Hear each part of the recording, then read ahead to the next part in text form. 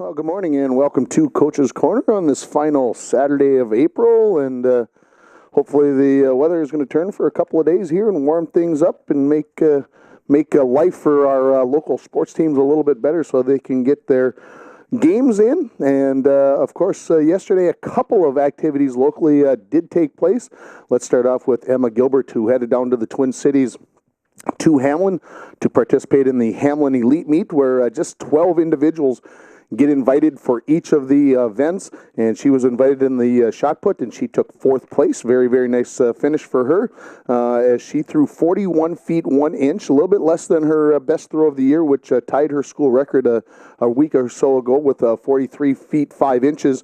She did take fourth place. The winner took first place with a throw of 44 feet 1 inches, so 3 feet more than what Emma threw. She was from Robbinsdale Armstrong, Second place went to a girl from Lakeville North. She threw just 5.5 inches better than Emma at 41 6.5, and third place went to a girl from Elk River who threw 41 feet 3 1/4 inches.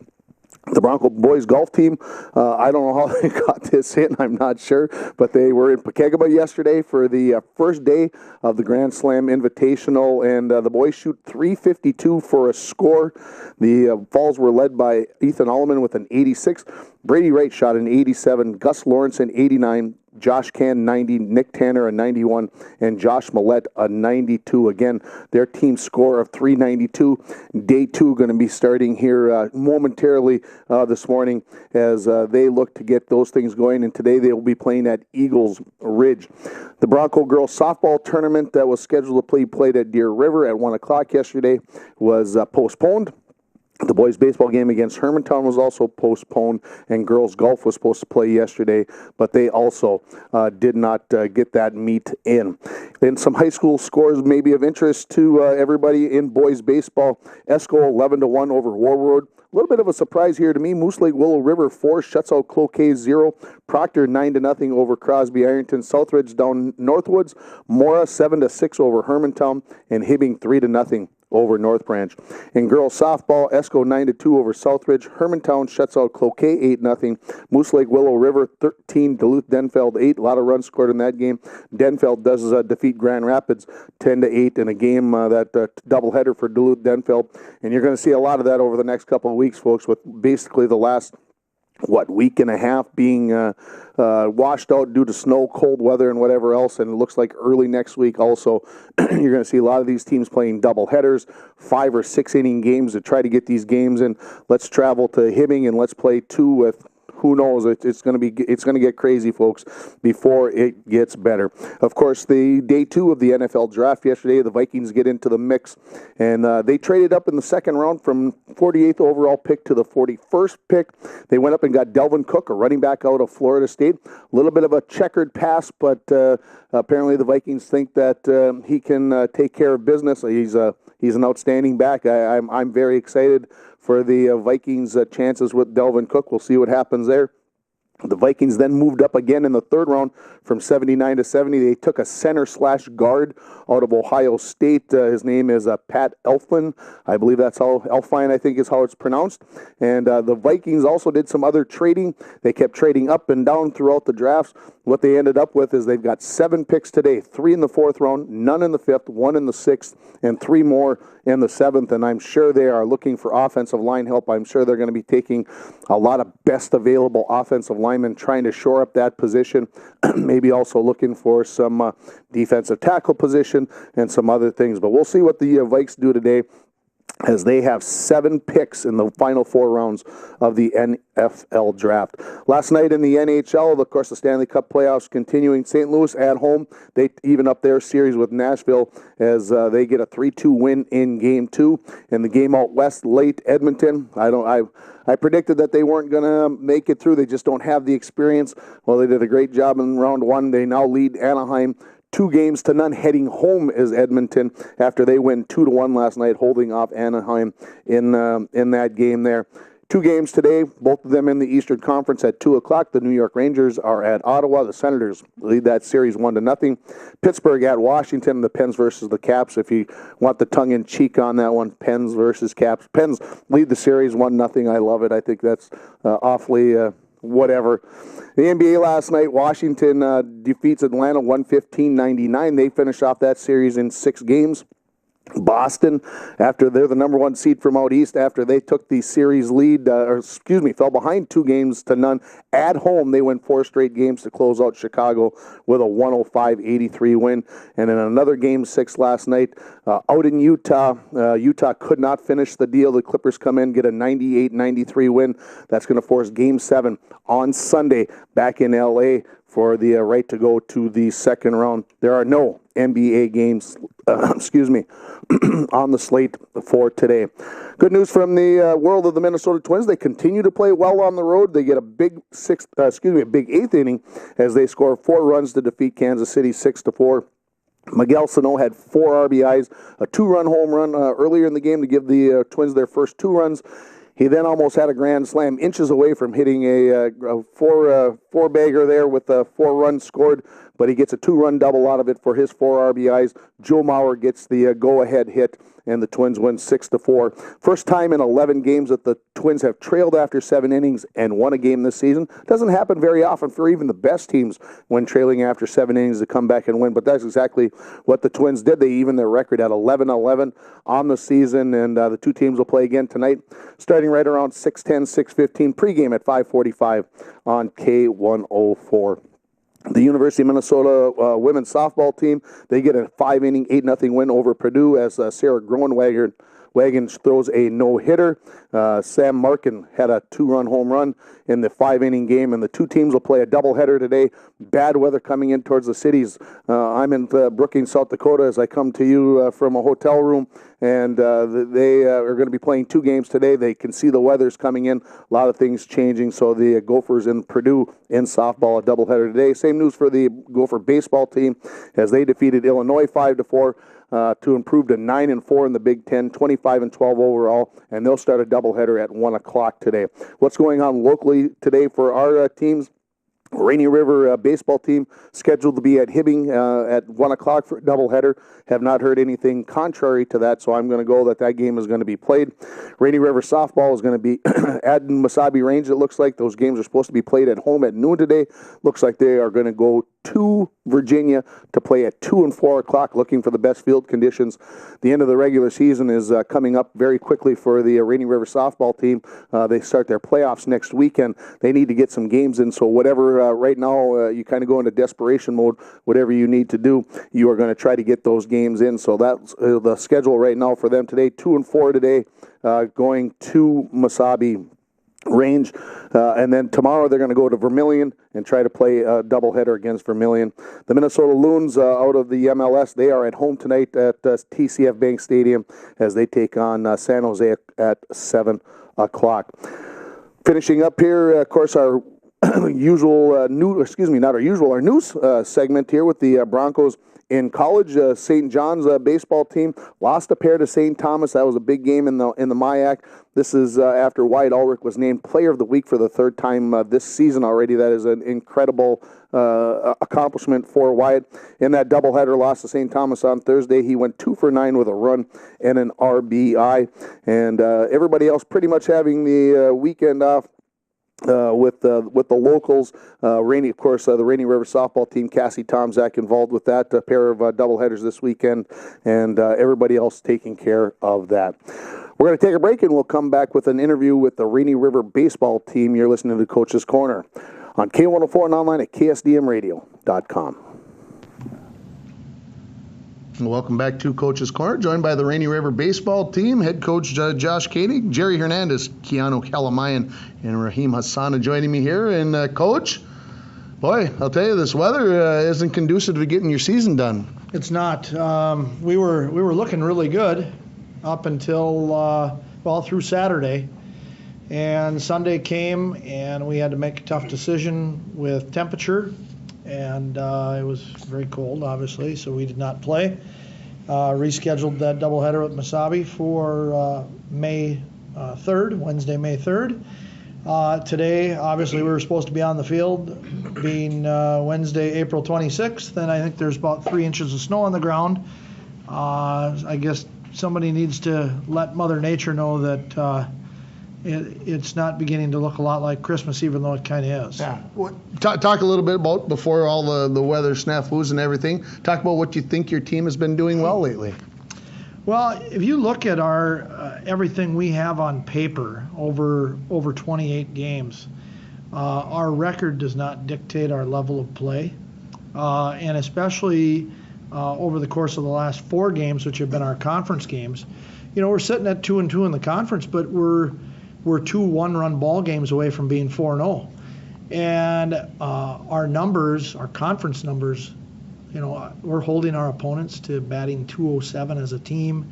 We have a team ERA of 2.92, I think it is, and our defensive fielding percentage is outstanding.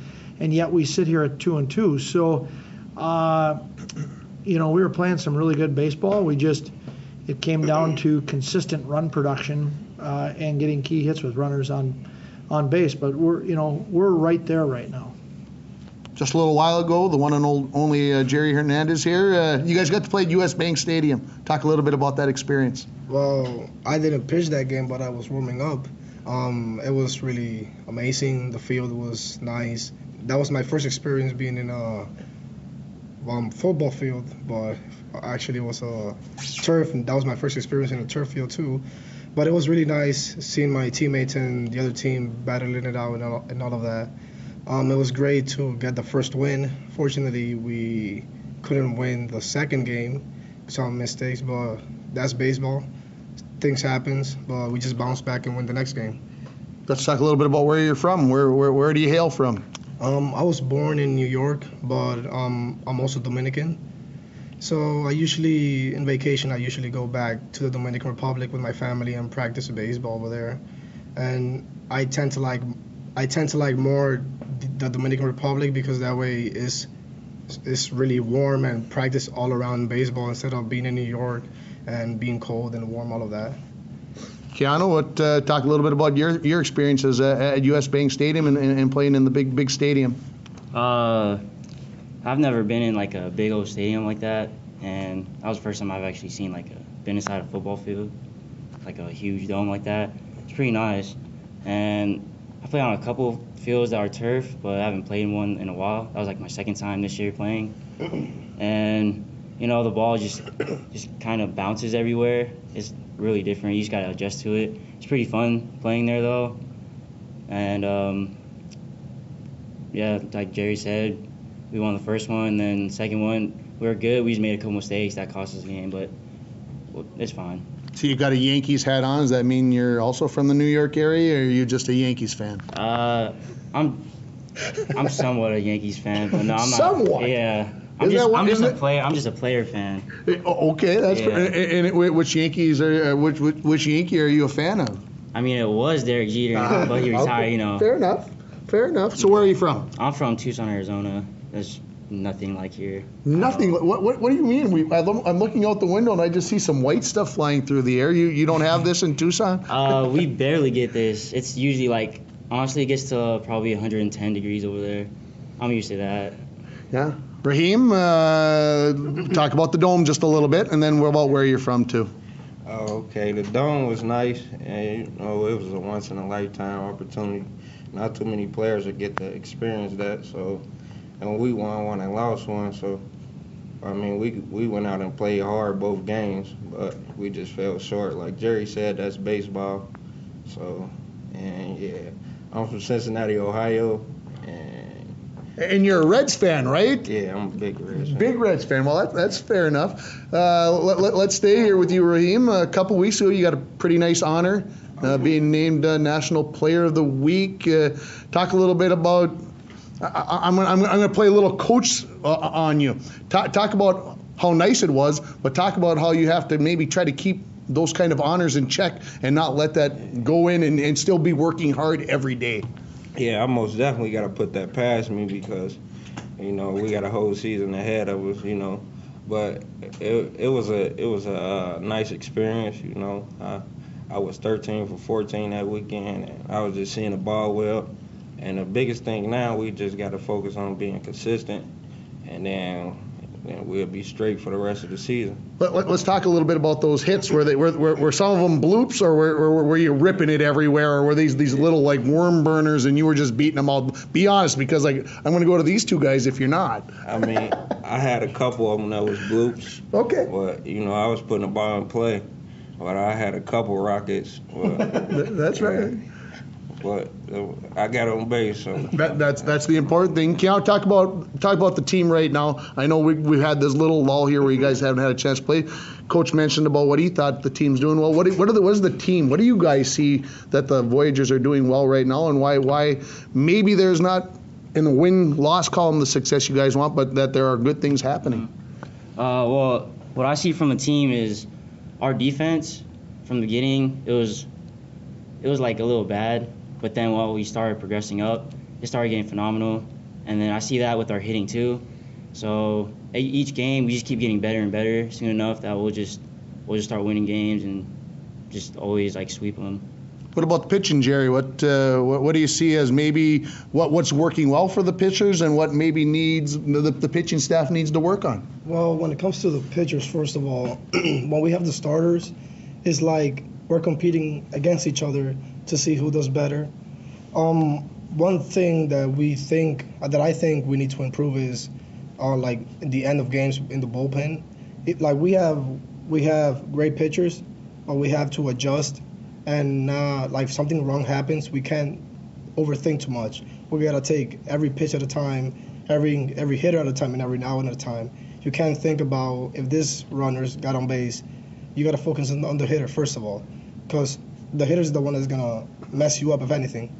So our starting rotation is pretty good. Our bullpen is good, but we gotta keep it more consistent. And my buddy Jaime, he's doing a great job. Like in the game in the Viking Stadium, he got hit by a line drive in the ankle. He battled it out. He had a swollen ankle, and he was a bulldog that day. So that's what we need. We need a bulldog mentality from the whole team, the pitching staff, and even our coaches. Because if we want to win everything right now, we just gotta come together as a team and never give up. Coach, you got basically about 2 weeks left in the regular season. How many games are you going to try to get in? Or maybe I should rephrase the question. How many games do you have to get in so that this going into the division playoffs is right? Well, we've got 12 games that we have to get in between now and May 7th. And so as you look at the schedule right now. You don't have that many pitching arms, I don't think, Coach, do you? The way I have it, I'm being serious on that question. The way we have it set up right now, if we don't have any further cancellations, we can get through with where we're at. Okay. It's going to take everybody to pitch in. We're at Hibbing on Saturday, weather permitting. Absolutely. Home on Sunday against Hibbing, so that'll take care of our 4-game series with Hibbing. Right. Monday or Tuesday, depending on what the high school does with rescheduling of their own, we are slated to make up today's game with Vermilion. And then Wednesday, we're set up to make up the doubleheader with Mesabi Range. And then we're back on schedule with Itasca here home on Sophomore Appreciation Day on Saturday, and then down at Itasca in Grand Rapids on Sunday, the 8th of May, I believe it is. So, and then that would wrap up the regular season. And then we've got the following weekend, depending on where we sit, the 1 seed plays the 5, 2 plays the 4, and the 3 seeds this year, 1 from the north, the 3 seed from the north, the 3 seed from the central, and the 3 seed from the south meet in central Minnesota for a best 2 out of or a round robin to see who gets to go to the region tournament. That's a twist. Well, I think while you were talking, I think I saw Keanu over here, and he was telling me that his arm is ready to go. Raheem, is that what he was saying? He was. Yeah, he was. He was. You're ready? Coach hasn't given you a chance to show what you can do on the mound yet? Is that what you're trying to tell us? Well, I just mess around, just tell coach let me pitch, because I don't know. He's ready. I'm ready. He's ready? What's his best pitch? Oh, the curveball. Yesterday in practice he was throwing a dirty curveball. Dirty. Is that your best pitch? that's the only pitch. I tell you what, here my response to that is this: I'll let Coach Talmadge decide since he's the pitching coach. Oh, he's going to start talking. I can see it. He's already got it planned out here. Guys, I wish you best of luck getting these 12 games in. Make a big run here, and then we can have you on before you guys go to the region tournament, and we'll have something to talk about. Thanks for being here. Thank you. Thank you. That is Coach Josh Koenig, Jerry Hernandez, Keanu Kalamayan, and Raheem Hassan joining me here. We'll take a break, and we'll come back with more Coach's Corner. You're listening on K104 and KSDMradio.com. Sure. Welcome back to Coach's Corner, joined by the Rainy River softball team, joined by head coach Dieter Humbert, and then by Jordan Switzer, Camille Arbizo, and Sam Hack. And Coach, we're dealing with some weather here. Are you going to be able to get all the games in that you need to get in? We'll get them in. You know, they may not be in ideal playing conditions, but we play Saturday against Mesabi. Actually looks decent. Sunday probably be a little more sketchy, but Ely, and then but next Tuesday at Thief River, 58, a little windy, and then here looks like a 55 and partly sunny. So for Wednesday's last games against Itasca, we can do that. Yeah. So 8 games essentially left, and then the region, the division tournament starts when? That would be that Saturday, Sunday. Saturday, Sunday? Yeah. And that will be, got to wait to see where it's going to be at because it goes to the division champ, or is it decided already? That is decided. That rotates. This year, Central Lakes is hosting that. So it'll be in Brainerd. And, that's a 2-day event, double elimination, 7 teams. Top seed will get a bye. Okay. So, Jordan, you guys are all right playing in Central Lakes. And down in Brainerd is an okay place to play the division championship? Yeah, it is. Their fence is a bit bigger than we're used to, but hopefully they'll have the temporary fence up like they're supposed to have up. So, because you want to pad those home run numbers, right? Yeah, definitely. Jordan, what has this team been doing well over the past few games despite the cold weather? What has this team been doing well? We've been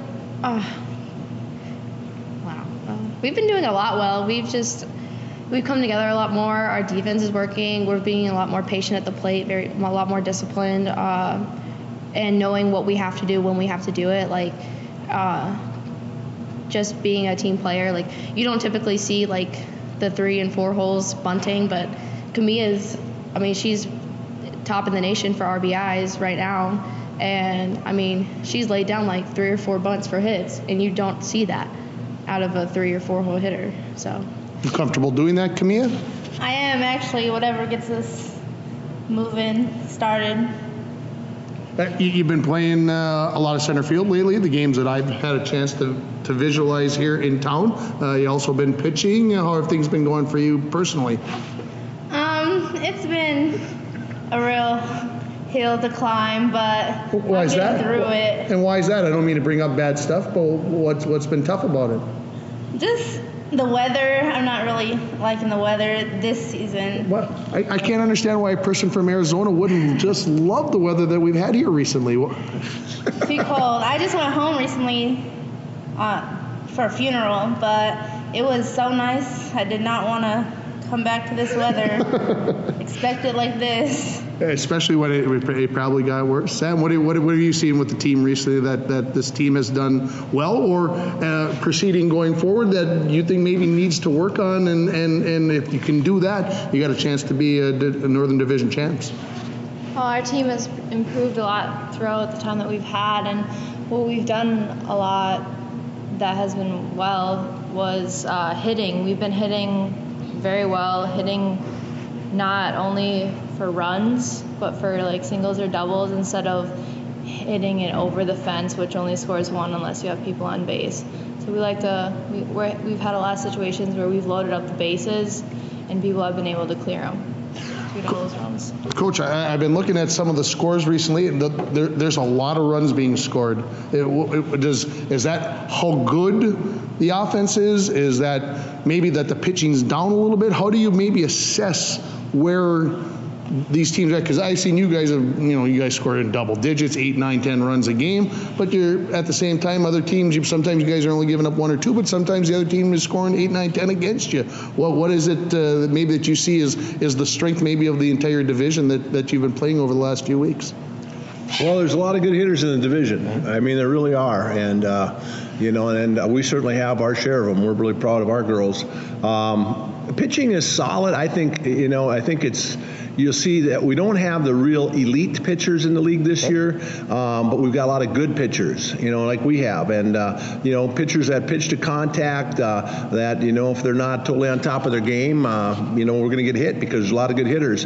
Our pitchers are, I consider them the best in the league. But we've got to make sure we stay within our strengths. And that is, really working on location, keeping the ball down, and having a lot of movement on the ball. So if we can continue to do that, that probably to me is my area of greatest concern is the pitching, because when we pitch well, we're hard to beat. I know that it's tougher to play in colder weather, but how much tougher is it to pitch in colder weather, especially with what we've had recently? Which? It's hard to get warm and let alone stay warm throughout the games, because usually I start outfield, and then whenever he needs me, just brings me in. And it's even harder this season to stay warm, even if we warm up between games or even between innings. Does the cold weather affect the grip when you're trying to throw a rise or a curve or something else? Does it make it tougher to grip the ball? Your fingers are kind of a little bit frozen at times, so like in between innings, you always want to keep on like gloves or keep on a jacket on your shoulder, making sure it's always warm. Your muscles are loose then. But yeah, rain's the worst compared to cold and hot. Does the cold weather, and like I said, I've never played fast pitch softball, does the cold weather affect the underarm motion of the pitcher? Does that affect you? Do you feel tighter when it's cold, or is it more gripping the ball and the overall, maybe the mindset of pitching at that time?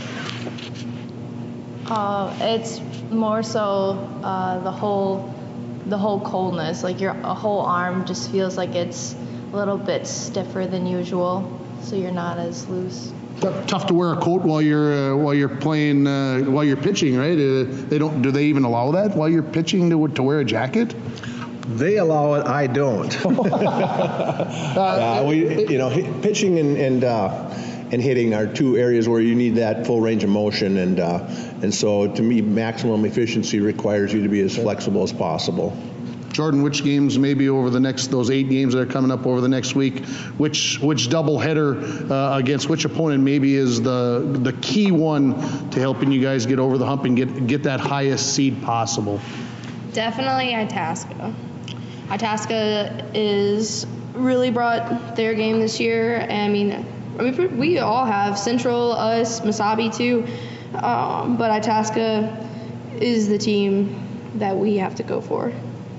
It seems to me, I was here on Sunday watching for a little while. You guys beat Central Lakes, I think 9-1, 7-3, going back round game, and then you guys lose 16-6. How do the fortunes change that quickly in a matter of minutes? It seems like a half an hour, all of a sudden the runs start going in the opposite direction. Camille, you want to try to explain to me how that works, or is that just the game of softball? I definitely think it's a mental game too. If we don't come in prepared both games, there's no doubt that we already lost. But it's also sometimes offense is there, sometimes offense isn't, and they always come prepared too.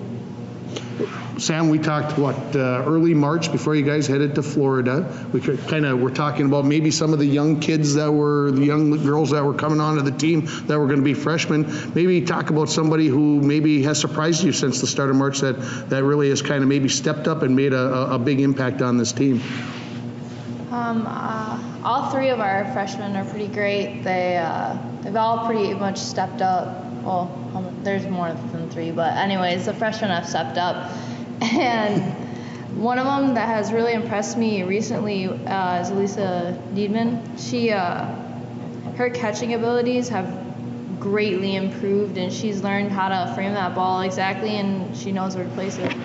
And that's a pitcher talking there, so you're getting the straight answer. Jordan, how about you? You've seen somebody else that maybe has stepped up into one of those roles that you can say, without her, we wouldn't be what we are. I think all the freshmen have honestly put in so much work and so much effort this season, and they've all greatly improved. I really can't. I mean, if I had to pick one, Serena she's a very versatile player for us, and she stepped up. She's our 2-hole hitter right now, and she's leading the nation in walks. I think she has 28 walks. And when you have, when because Cassie's our leadoff, and when Cassie gets on base and then she gets an easy base, I mean, that makes it so much easier for Camille to come in the 3-hole and just hit them all in, and we get the lead.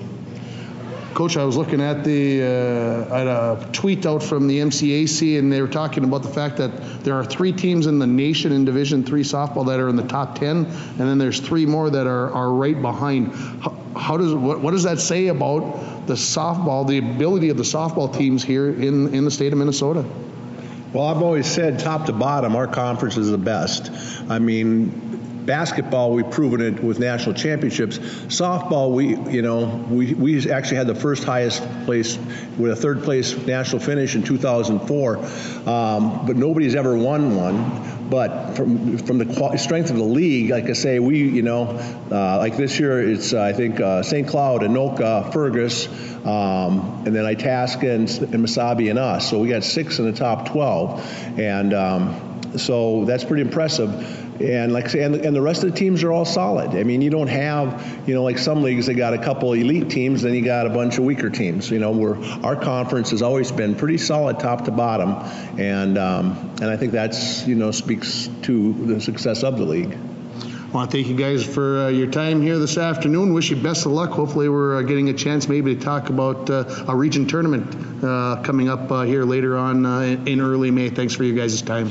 Thank you. Thank you, Jim. Jordan Switzer, Camille Arbizo, Sam Hack, and head coach Dieter Humber joining me here. We'll take another break and we'll come back with more Coach's Corner. You're listening on K104 and online at ksdmradio.com. And welcome back to Coach's Corner for our final segment as we near 9:45 here, and let's go over the week that was. It was kind of a choppy week, folks, with lots of stuff being canceled, postponed, straight out canceled, rescheduled, everything else. So let's go back to last Saturday. The Rainy River baseball team split a doubleheader with Mesabi Range. They won Game 1 6-2, lost Game 2 by a score of 3-2. Game 1 saw Easton Davis, Brandon Madrill, and Keanu Calamayan each get a pair of hits as Kevin Alicia got the win on the mound, pitching 5 innings with 4 Ks. Brett Paul earned the save in Game 1. Game 2 saw the Voyagers only manage 4 hits. Jaime Garcia took the loss, throwing 4 2/3 innings and striking out 4. The Little Fork Big Falls Vikings softball team was out west at Greenbush. They participated in a tournament out there. They go 2-1, take 3rd place. Very good finish for the Vikings. They lose to Thompson, North Dakota, 18-7. Alexis Doucette, Kenzie Swenson, and Emily Fairchild each had a pair of hits in Game 1. In Game 2, the Vikings beat Grand Forks Central 15-8. Kate Knabel, Swenson, and Doucette again each had a hit. And then in the final game, they beat Grand Forks Red River. So they beat 2 very big schools from the Grand Forks town there. This time they beat Red River 11-9. This time Alexis Doucette, had 3 hits. Knabel and Kaylee Kennedy each had a pair. On Sunday, the Rainy River softball team was at home taking on Central Lakes. They win Game 1 7-3. AJ Ori gets the win on the in the circle as she strikes out 6 and walks 2. Camille Arbizo 3 for 4 with a double and a home run, 3 RBIs. Cassie Tomzak 2 for 3 with a pair of stolen bases, and Alyssa Dedman went 2 for 2. In Game 2 was all Central Lakes. They defeat Rainy River 16-8 in 6 innings. AJ Ori was 1 for 3 with a 3-run home run. Sam Hack 2 for 4 with a double. Cassie Tomzak 2 for 4 with a pair of stolen bases. On Monday, the Bronco girls golf team coming off of their trip to Jordan. They go down to the range and they take part in a 9-hole event. They win that with a score of 184, bettering Evelyn's score of 190. In that meet, Maggie Roeder, she was the top overall individual. She shoots a 43, and then tied for 3rd was Olivia Wright with a 46. Kenzie Wenberg right behind with a 47, and a 48 to Olivia Besch. So the girls started off their week very, very well. Also on Monday, the Little Fork Fork Big Falls Vikings baseball team lost to Mesabi East 15-13. Coach Dan Bestie texted me, hey, we scored enough runs to win. We got to find a way to do that. Tate Promisberger was 3 for 5 with a run. Jacob Pendergast 2 for 5 with 5 RBIs. And Peter Franz was 1 for 3 with a double, RBI, and a pair of walks. On Tuesday, the girls golf team went down to the range on Monday. They went right back down to the range on Tuesday. Took on basically the same teams. On Monday, they shot 184. Tuesday, they shoot 189. They win by 6 shots, again over Evelyn Gilbert. Leading the way for the Broncos was Kenzie Wenberg with was Maggie Roeder with a 46. That was good enough for second place overall individually. 47 for Kenzie Wenberg, and then 3 48s for Olivia Besch, Morgan Rasmussen, and Olivia Wright. So the girls faring very, very well to start their season. On Tuesday, the Little Fork Big Falls Viking baseball team gave up 2 runs in the bottom of the 7th and lost 8-7 to Chisholm. Brendan Williams, Tate Promisberger each had a pair of hits. The Viking softball team went on the road. They beat MIB 5-3. Alexis Doucette, Kylie Clark, Danny Erickson, 2 hits apiece. Anna Imhoff the win in the pitching circle. The Bronco track and field team in very cold and windy conditions, I can tell you that for sure, and I'm sure you already knew that, but I was there. Luckily, I was inside a little bit. I'm not sure how the people outside were able to handle it. They basically had a dual meet with Big Fork. The girls won 98-31, and the boys 98-35. 2 notable results. Emma Gilbert throws 114 feet 5 inches in the discus, her personal best, and puts her at one of the top results in the section so far this spring. Lexi Erickson goes 5 foot 1 inch in the high jump. On Wednesday, the Rainy River Community College baseball team got quite an honor as Andrew Black was named the Northern Player of the Week, and he ran away with it, as they said, tongue-in-cheek. Literally, Black ranks 5th in the NJCAA Division III statistics for stolen bases. He's got 21 on the season. Last week overall, Black went 5 for 15 from the plate, earned 2 walks, scored 3 runs in 4 games for Rainy River, who are 14-14 overall heading into today's games.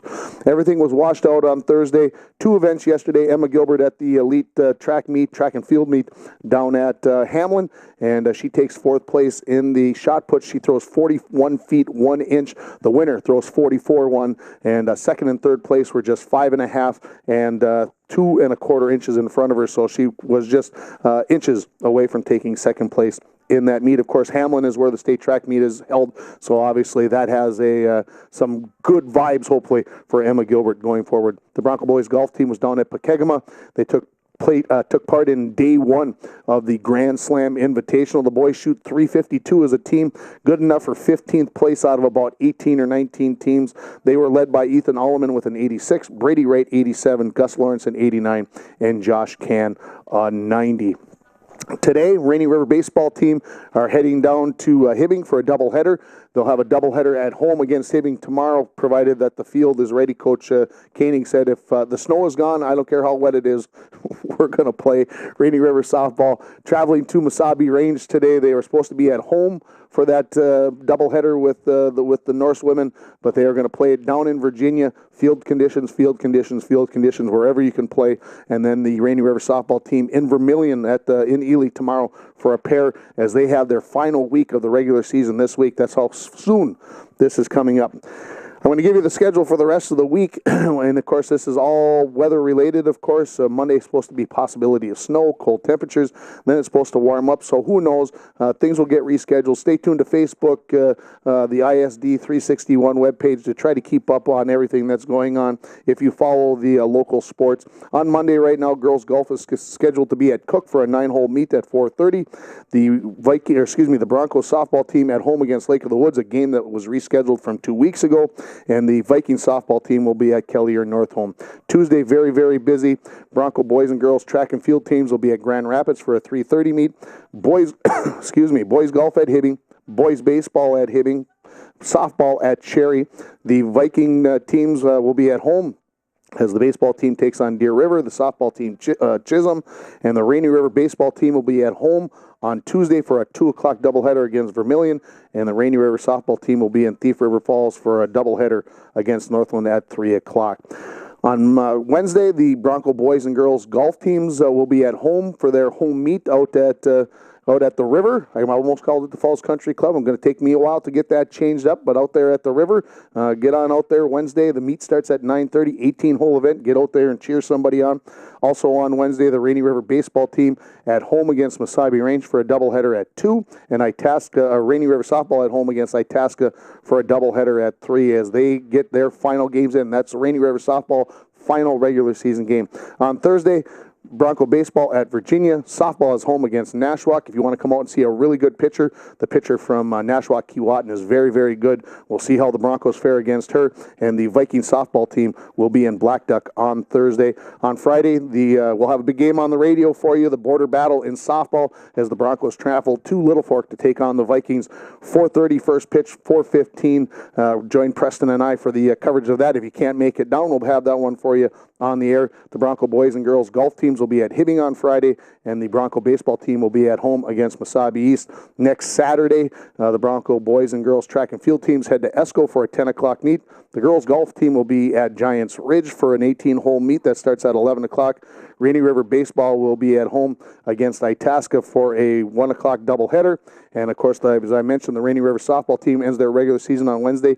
Their division tournament starts on Saturday. The playoffs have already begun for spring sports. We need to get out of the way. Don't forget, we've got a remote coming up from Sears at 10 o'clock. Make sure you join Denny and crew for that and find out what's happening downtown at Sears. That wraps it up here. Thanks to Aaron back at the station for making everything go here for me.